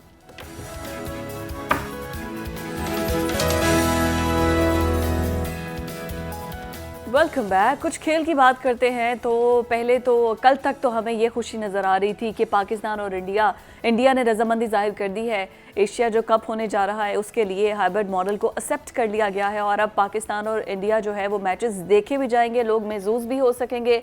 सिर्फ जो ग्रुप लेवल के जो प्ले ग्रुप उसके मैचेस हैं ग्रुप लेवल के वो यहाँ पर खेले जाएंगे और उसके बाद किसी न्यूट्रल वेन्यू पर मोस्ट प्रोबेबली श्रीलंका में या दुबई में, यूएई में या श्रीलंका के अंदर जो बाकी के मैचेस खेले जाएंगे और इंडियन टीम भी वहाँ पर जाएगी। लेकिन फिर से जैसे ही कोई अमन की फ़ज़ा पैदा होने लगती है इंडिया को पता नहीं क्या हो जाता है और इंडिया ने अभी फिर जो है ना वो आंखें दिखाना शुरू कर दिया। उन्होंने कहा जब आईपीएल का फाइनल होगा ना फिर जाके फैसला किया जाएगा। उन्होंने अभी कहा है कि अभी इस हवाले से कोई हतमी फैसला नहीं हुआ है, जब वक्त करीब आएगा तो उसके बाद हम डिसाइड करेंगे कि होना क्या है। लेकिन पाकिस्तान ने किसी हद तक लचक दिखाई है और पाकिस्तान ने ये कहा है कि ठीक है कोई न्यूट्रल वेन्यू जो है वो भी हो सकता है और यकीनन होना चाहिए, कुछ लचक होनी चाहिए, लेकिन खाली लचक पाकिस्तान का ही जो है ना काम नहीं दिखाना, हाँ। भारत को भी चाहिए। कितना ज़बरदस्त मैच होता है। क्यों आप चाहते हैं कि दोनों ममालिक जो हैं अपने अवाम को इस ज़बरदस्त फेस्टिविटी से महरूम रखें? क्योंकि भारत के लोग भी चाहेंगे कि पाकिस्तान का मैच हो और पाकिस्तान तो चाहता ही है। हम पहले भी ये बात करते रहे हैं कि अगर आपने अपनी सियासत करनी है, आप सियासत में रखें, लेकिन खेल के अंदर अपनी सियासत को जो है ना शामिल ना करें, वहाँ पे भी आप वही गंदा खेल खेलते हैं जो बाकी जगहों पे आपकी ये हमें चीज़ें देखने को नज़र आती हैं।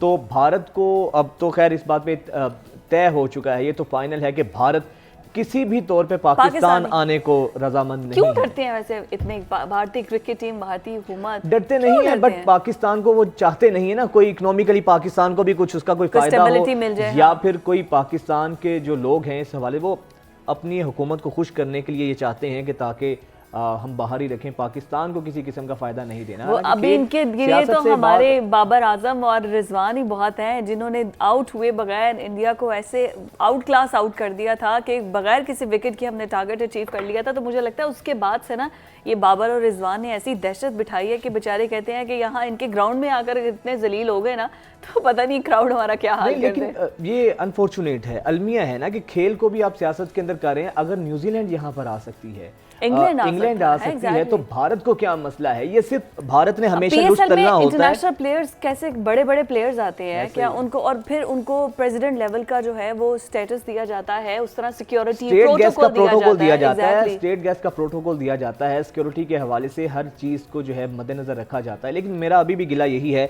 एशियन क्रिकेट काउंसिल हो या आईसीसी हो, उनको मेक श्योर करना चाहिए वहां पर कोई एक ऐसी टीम होनी चाहिए जो सिक्योरिटी के हवाले से, अगर आप तसल्ली करना चाहते हैं, अपनी आप सिक्योरिटी भेज लें वहां पर। होता है लेकिन की तरफ से या इनकी तरफ से जब पहले भी किसी मुल्क में मैचेस होते हैं ना, तो आईसीसी की team for the security reason पहले आती है, यहाँ पर क्या मसला है? यहाँ पर क्या मसला है? ये बात है ना कि भारत, अगर आपने जवाब बनाना है किसी लॉजिक और मंतक के तहत जवाब बनाना है कि आप पाकिस्तान नहीं आना चाहते हैं, कोई भी मौका भारत हाथ से नहीं जाने देता, बस अपनी सरकार को खुश करना है, उसके चक्कर में आप आवाम को खेल से महरूम रख रहे हैं। वहाँ पर इलेक्शंस हो रहे हैं ना, तो इलेक्शंस की वजह से भी आपको पता है सबसे इजी मंजर वहाँ पर क्या है इलेक्शंस में बेचने के लिए? पाकिस्तान के खिलाफ आप नारे लगाएं, पाकिस्तान के खिलाफ आप बातें करें, और उसके बाद वो आवाम जो है वो खुश होती है और जो पॉलिटिशियन है उनको वोट मिलते हैं। इसके अलावा एक और बात है कि भारत की हमेशा से आईसीसी हो या फिर एशियन काउंसिल हो, हमेशा से भारत की अजारादारी रही है क्रिकेट के हवाले से, क्योंकि भारत एक बड़ा स्टेक होल्डर है, इकोनॉमिकली भी भारत ताकतवर है। तो दुनिया में तो हमें वैसे पता है कि ताकत की ज़बान बोली और समझी जाती है। अगर आपके पास पावर है, अगर आप इकोनॉमिकली स्ट्रॉन्ग हैं, तो फिर ना आईसीसी आपको पूछ सकता है, ना एशियन क्रिकेट काउंसिल जो है आपसे कोई सवाल कर सकती है। यही मामला है, यही सिक्का राइजुल वक्त है, और भारत हमेशा से इसी चीज़ का नाजायज़ फ़ायदा उठाता रहा है। वरना इंग्लैंड यहाँ पर आया, न्यूजीलैंड यहाँ पर आया, तो मेरा तो ख्याल है कि ये क्रिकेट के लिए कोई अच्छी चीज़ नहीं है। पाकिस्तान का हक है मेज़बानी का, पाकिस्तान ने इतनी देर के बाद मेज़बानी करनी है, तो क्यों आप किसी मुल्क को उसकी मेज़बानी से महरूम कर रहे हैं? तो इसके लिए ज़रूरी यही बात है ना। ऊपर से अच्छा मसला ये है कि जो 9 मई का वाक़या हुआ है, जिस तरह कोर कमांडर हाउसेस पे अटैक किया गया है, ये इमेजियन मीडिया ने हाईलाइट किया है ना कि वहाँ पर तो शायद सिक्योरिटी इदारे बेबस हैं, आवाम बिल्कुल सिक्योरिटी इदारों को भी मार धार कर रही है। ये इमेज वहाँ पर पोर्ट्रे किया जा रहा है कि अगर हमारी टीम वहाँ पर गई तो पता नहीं बेकाबू होकर इनको सिक्योरिटी ना मिले, कोई आवाम हल्ला ना बोल दे। ये चीज तो 9 मई के बाद हुआ है ना, भारत तो उससे पहले से ना आने के हवाले से बातें कर रहा है, जवाब मिल गया ना, जवाब मिला है। लेकिन हमेशा से भारत ने उससे पहले से भी 9 मई से पहले भी भारत ऐसे ही बहाने हीले कर रहा था, और अब ये बात सामने आई है कि जो न्यूट्रल वेन्यू है, बाकी मैचेस यहाँ पर हो जाए, पाकिस्तान और भारत का मैच वहाँ पर हो जाए। खैर अब क्या कह सकते हैं, जो भी होगा देखा जाएगा। लेकिन बताएंगे नजम सेठी साहब ने वैसे इस पे स्टैंड अच्छा लिया है। अब देखते हैं अब ये होता क्या है। कुछ अब सियासत की बात करते हैं, दोबारा सियासत पर आए। सियासत पर आने से बात करेंगे हम पाकिस्तान तहरीक इंसाफ की, कि जिन पाकिस्तान तहरीक इंसाफ के रहनुमा जो पार्टी को खैरबाद कह रहे हैं, इसमें तो कुछ थे फसली बटेरे, हर पॉलिटिकल पार्टी में होते हैं, जो जिस पार्टी चढ़ते सूरज को सलाम करते हैं और देखते हैं कि जिस पार्टी का स्कोप ज़्यादा है तो वहाँ पर शामिल हो जाते हैं। इलेक्टेबल्स यही तो है, इलेक्टेबल्स ये हैं। लेकिन अब जिन पार्टी रहनुमाओं ने खान साहब को छोड़ा है, उनमें बड़े ज़बरदस्त नज़रियाती लोग भी थे जो स्टार्ट से ही इमरान खान साहब के काफ़िले का हिस्सा थे, वो भी पार्टी को खैरबाद कह गए हैं। तो हमने एक रिपोर्ट तैयार की है बड़ी ज़बरदस्त कि पाकिस्तान तहरीक इंसाफ को जिन जिन लोगों ने छोड़ा है, या जो लोग पाकिस्तान तहरीक इंसाफ में शामिल हुए, उससे पहले वो किस किस पार्टी का हिस्सा रहे हैं और क्या, कहां, कब, कैसे अपनी वफादारियां बदलते रहे हैं, ये इस रिपोर्ट में आपको दिखाते हैं। तो देखा आपने कि किस तरह पाकिस्तान तहरीक इंसाफ के लोग जो कि ना तो पहले तहरीक इंसाफ के साथ थे और किस किसी तरह की दूसरी, वफादारियां किसी की बदलते रहे, तीसरी किसी की पार्टी। तीसरी पार्टी थी, किसी की चौथी पार्टी थी। तो फिर ऐसे लोग इब्नुल वक्त होते हैं जो जब मौका देखते हैं, जब देखते हैं कि अब इस पार्टी में मुस्तकबिल नहीं है, तो वो फ़ौरन कूच कर जाते हैं। फवाद चौधरी तो टॉप पर है ना, 5वीं पार्टी है उनकी। लेट्स सी अब ये सारे लोग जाएंगे कहाँ, या अपनी पार्टी बनाएंगे या फिर किसी और पार्टीज में शमूलियत इख्तियार करेंगे। कुछ लोगों ने तो अलबत्ता पीपल्स पार्टी में शमूलियत इख्तियार कर भी ली है। हम आपको मिलते हैं एक ब्रेक के बाद।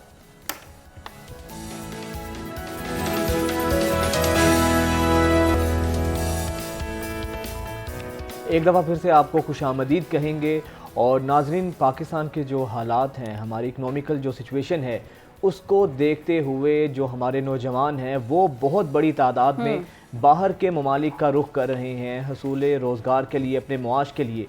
इन हालात के अंदर 2-3 ममालिक के हवाले से बड़ी ज़बरदस्त न्यूज़ सामने आई हैं, तो हमने सोचा वो आपसे शेयर करें, क्योंकि अपने करियर को लेकर नौजवान खास से जो है ना पाकिस्तान के अंदर तशवीश में मुब्तला हैं, परेशान है। हाँ, हर कोई स्टेबल एक चाहता है लाइफ, और उसके लिए ज़रूरी ये है कि आपका जो ज़रिया मुआश है वो बेहतर। और पाकिस्तान के अंदर कोई ऐसी अपॉर्चुनिटीज़ नज़र नहीं आ रही, जॉब सिक्योरिटीज़ है नहीं है, जॉब्स पैदा हो नहीं रही हैं। तो जितने भी पढ़े लिखे नौजवान हैं पैदा क्या होनी जो है वो ख़त्म हो रही हैं, फैक्ट्रीज बंद हो रही हैं, मिल्स आपकी बंद हो रही हैं, तो सारे बाहर का रुख कर रहे हैं। तो बाहर का रुख करने के लिए भी आपको पता है कि बहुत ज़रूरी है कि आपके पास ठीक इन्फॉर्मेशन हो, और फिर आपको गाइड करने वाला आपके जो वीज़ा कंसल्टेंट्स हैं वो जो हैं वो बिल्कुल सर्टिफाइड हो, ताकि कोई इस तरह की बात हो ना। वरना आपको पता है फ्रॉड के केसेस कितने ज़्यादा होते हैं, बेशुमार, बहुत ज़्यादा फ्रॉड के केसेस होते हैं। बहुत से ऐसे ट्रैवल एजेंट्स होते हैं जो कि पैसे ले लेते हैं और फिर कहते हैं जी पक्की गारंटी है, वीज़ा तो लग जाना है, पक्की गारंटी है। आजकल सोशल मीडिया पर और वैसे कुछ खबरें सामने आ रही हैं कि यूके और कनाडा ने जॉब अपॉर्चुनिटीज़ के हवाले से जो है ना अपने दरवाजे खोले हैं, और बेशुमार नौजवान जो है ना इस बारे में रुख कर रहे हैं और चाह रहे हैं कि वो बाहर जाएं। अब इसमें हकीकत कितनी है और किस तरीके से आप अप्लाई कर सकते हैं और तरीक़ा कार क्या है इसका, इसी पर बात करने के लिए हमने दावत दी है वीज़ा एक्सपर्ट इनाम साहब, जो कि इससे पहले भी हमारे साथ मौजूद होते हैं और आपकी हमारे प्लेटफॉर्म से रहनुमाई करते रहते हैं। बहुत शुक्रिया इनाम साहब आपका। इनाम साहब, क्या कहेंगे अब इन जो मौजूदा हालात हैं पाकिस्तान के, तो आपके सामने हैं, आपके ऑफिस में भी अब रश बढ़ गया है, तो यूके और कनाडा के हवाले से जो खबरें सामने आ रही हैं, ज़रा इसके हवाले से प्लीज़ बताइएगा। इसमें सदाकत भी है या फिर आप समझते हैं वही रूटीन वाला मैटर है? बहुत शुक्रिया। इसमें यह है कि कनाडा की पॉलिसीज़ तो वही हैं, लेकिन क्योंकि अभी आफ्टर कोविड और पिछले दिनों आपने देखा कि कनाडा में उनकी जो ऑफिसेज़ की स्ट्राइक चल रही थी, जो उनका सैलरीज़ के ऊपर, वो अभी ठीक हो गया, वो उन्होंने उनकी सैलरीज़ वगैरह बढ़ा दी हैं, जिससे टाइम जो है वो बेहतर हो गया। ये है उस पर विज़िट वीज़ा के ऊपर। तो बाकी इमिग्रेशन की पॉलिसी तो उनकी वैसी ही चल रही है, सिर्फ ओनली जो विज़िट वीज़ा का टाइम है जो कि 1.5 साल पे चला गया था कोविड के बाद, वो अब कम कर दिया। बाकी जो एक्सप्रेस एंट्री है या उनके दूसरे स्किल्ड इमिग्रेशन के केसेस हैं वो ठीक है, रूटीन में है, 6 मंथ में भी केसेस हो रहे हैं, 8 मंथ में भी हो रहे हैं। कनाडा बेहतर जा रहा है इमिग्रेशन के हवाले से। अगर आप उनकी रिक्वायरमेंट्स पूरी करते हैं, आप उनके पॉइंट्स पूरे कर लेते हैं, तो कनाडा तो बेहतरीन है। मतलब इवन के कनाडा ने अपनी जो प्रोसेसिंग है वो कोविड में भी नहीं रोकी थी, ठीक है। हाँ ठीक है, ट्रैवलिंग बैन हो गई थी, ट्रैवल आप नहीं कर सकते थे, लेकिन प्रोसेसिंग लोगों की चलती रही, टाइम बढ़ गया था। दूसरा जो आपका क्वेश्चन है यूके के हवाले से, देखिए जो वो खबर चली पिछले दिनों उसमें कि जी ये यूके ने अपनी पॉलिसी को बड़ा इजी कर दिया और सबके लिए वीज़ाज़ खोल दिए। अच्छा, उसमें सोशल मीडिया का भी बड़ा रोल है। ऐसे ही मतलब हम बड़ी इजीली एक पोस्ट बनाते हैं और वायरल कर देते हैं, अपलोड कर देते हैं, हम पढ़ते ही नहीं उस पॉलिसी को कि पॉलिसी है क्या। इतना आसान नहीं है। मैं अपने नाजरीन को ये बता दूं, मेरे ऑफिस में भी बहुत सारे लोगों ने विज़िट किया और आए कि जी वो तो बस हम तो जा रहे हैं जी, ये हो रहा है, वो हो रहा है। मैंने कहा नहीं, ऐसा कुछ नहीं है। देखिए, एक उनकी पॉलिसी है जो वो केयर गिवर, नैनीज़ और ये जो होम वर्कर्स के हवाले से उन्होंने वर्क परमिट्स इशू कर रहे हैं, वो बिल्कुल दे रहे हैं। उसमें अगर आपके पास कोई वर्क परमिट है कोई एम्प्लॉयर आपको स्पॉन्सर करता है तो आप वर्क परमिट पे जा सकते हैं, वो चाहे किसी भी किस्म का हो। हाँ, वो लीडिंग टू पीआर है। आपको 5 साल का वर्क परमिट है, 3 साल का इनिशियल है, 2 साल की एक्सटेंशन है, 5वें साल फिर आप इंडेफिनिट स्टे और फिर पासपोर्ट। ऐसा कुछ नहीं है कि डायरेक्ट पीआर हो। जैसे कनाडा जो है वो अगर आपके पॉइंट्स पूरे हैं तो कनाडा तो आपको डायरेक्टली पीआर की तरफ कन्वर्ट कर देता है और 3 साल आप कनाडा के अंदर स्टे करें और पासपोर्ट ले लें, पासपोर्ट अपना ले लें। अच्छा, ये मैं कह रही है ऐसे भी कम कंसल्टेंट होते हैं जो कि खुद बता देते हैं कि ऐसा कुछ भी नहीं है, यूके ने इतनी पॉलिसीज नॉर्मल नहीं की है ना, लोगों को हकीकत पता चलना चाहिए, लोगों को हकीकत से आशना होना चाहिए। ये बताएं सर कि अब आइडियल कंट्री कहाँ पे एक नौजवान आज का जो है जिसके पास डिग्री भी है, तालीम याफ्ता भी है, जॉब अपॉर्चुनिटीज के लिए, तो उसको जॉब अपॉर्चुनिटी के हवाले से आप समझते हैं कि आइडियल कंट्री कौन सा है जहाँ पर उसको अप्लाई करना चाहिए? देखें, अगर तो इक्वल टू कैनेडियन मास्टर, मतलब फॉरेन एजुकेशन के आपकी जो मास्टर है पाकिस्तानी मास्टर, अगर वो 18 इयर्स है, लाइक एमफिल है या 4 इयर्स बैचलर के बाद मास्टर है और उसका कोई 3 साल का एक्सपीरियंस है, मिनिमम 3 इयर्स और मैक्सिमम 4-5 इयर्स, और एज उसकी को 35 से कम है और वो अपना आइट्स का स्कोर अच्छा ले सकता है, तो उसको कनाडा प्रेफर करना चाहिए। एक तो ये डायरेक्ट पीआर है।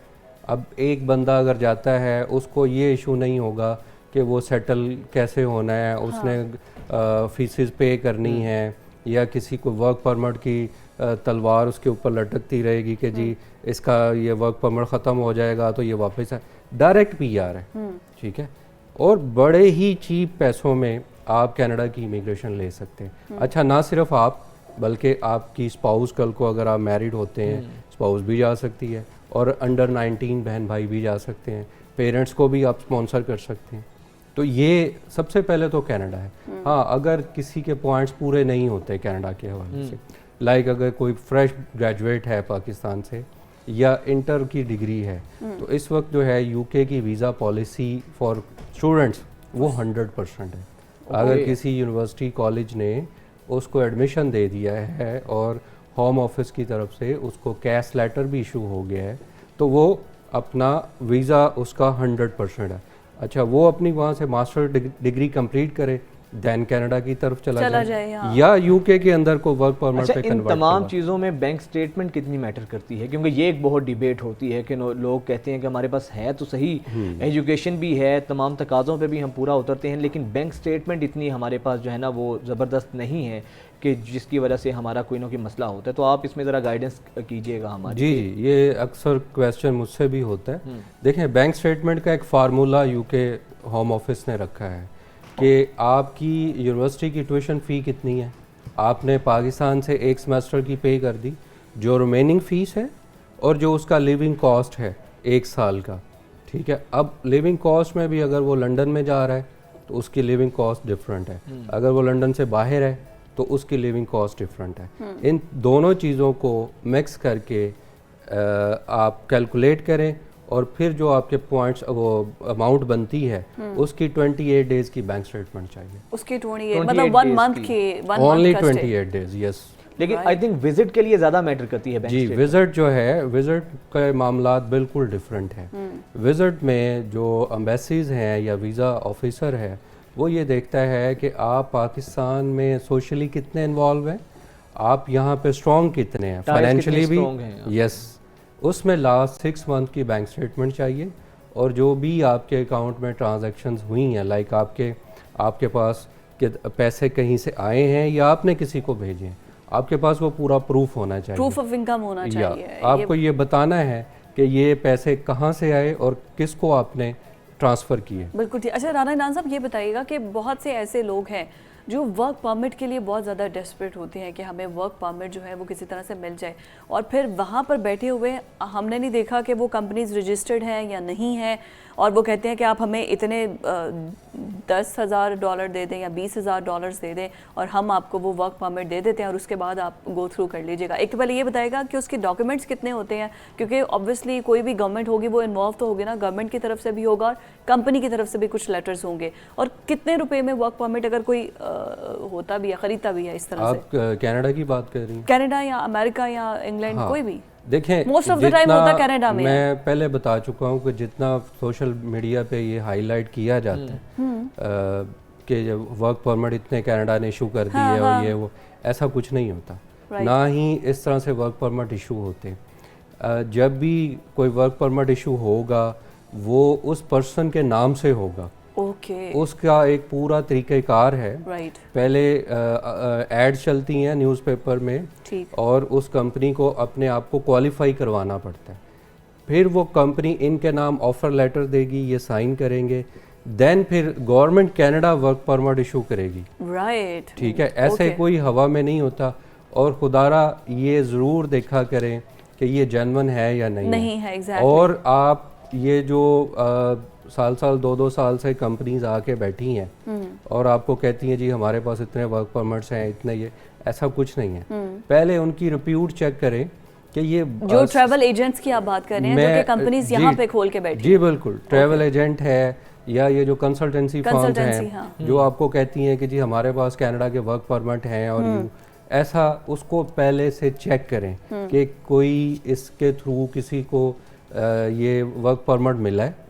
ठीक है, फिर आप उसको अपना केस दें, उसकी रिप्यूट चेक करें। सेकेंडली, जिस कंपनी से वर्क परमिट आ रहा है उसको बैकएंड से वेबसाइट के थ्रू या गूगल के थ्रू चेक करें। और हमेशा सर्टिफाइड जो कंसल्टेंट हैं जो एक वेल रिप्यूटेड है मार्केट में, उनसे रजू करें। अच्छा, ये कंसल्टेंट जो कह देते हैं कि वीज़ा आपका 100% है, गारंटी है, मतलब ये क्या आप लोगों के पास श्योरिटी होती है? नहीं, बिल्कुल नहीं, ऐसा बिल्कुल नहीं है।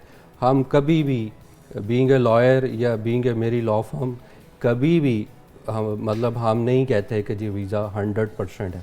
हम जो क्लाइंट के साथ एक साइन अप मतलब है कि जो कह रहा है वो झूठ बोल रहा है। बिल्कुल झूठ बोल रहे हैं। अच्छा, ये बताएं सर, विजिट के लिए या जॉब के लिए अप्लाई करते हुए एप्लीकेंट को किन किन चीज़ों का ख्याल रखना चाहिए, क्योंकि कुछ ऐसे छोटे मोटे ब्लंडर्स होते हैं जिसकी वजह से उनके वीज़ा लगते नहीं हैं। सबसे पहले तो मेनली तो बैंक स्टेटमेंट है। बैंक स्टेटमेंट बहुत ज़्यादा कम भी ना हो और बहुत ज़्यादा हैवी भी ना हो, जो जस्टिफाई ना हो सके। हाँ, जो जस्टिफाई ना हो। जैसे मैंने पहले बताया कि आपके पास ट्रांजैक्शंस की डिटेल होनी चाहिए और दूसरा आपका सोर्स ऑफ इनकम क्या है, ये ज़रूर आपने जस्टिफाई करना है। फाइनेंशियली आपके पास कितने पाकिस्तान में एसेट्स हैं, ताकि वीज़ा ऑफिसर को आप साइकोलॉजिकली बता सकें कि आप वापस आएंगे। जो हमारे देखिए इस वक्त जो है हर बंदा ये चाह रहा है कि मैं विजिट वीज़ा लेके कहीं और चला जाऊं, तो मेरी उनसे रिक्वेस्ट ये है कि थोड़ा वेट कर लें।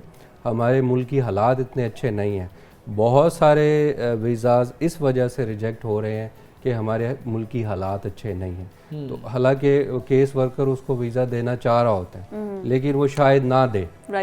ठीक है, थोड़ा सा वेट कर लें, थोड़ा सा वेट कर लें, बिल्कुल ठीक बात है। अच्छा, एक ये मुझे बता दीजिए फाइनल कि जो अब जैसे कनाडा और यूके की ख़ास तौर पर जो इस तरह से पोस्ट आ रही हैं और वर्क वीज़ास खुल रहे हैं, कौन सी ऐसी फील्ड्स हैं जिनमें अभी अपॉर्चुनिटीज़ हैं जहां पर अप्लाई किया जा सकता है और डायरेक्ट भी वो वर्क परमिट हासिल कर सकते हैं? विजिट के अलावा फील्ड्स ऐसी कौन सी हैं?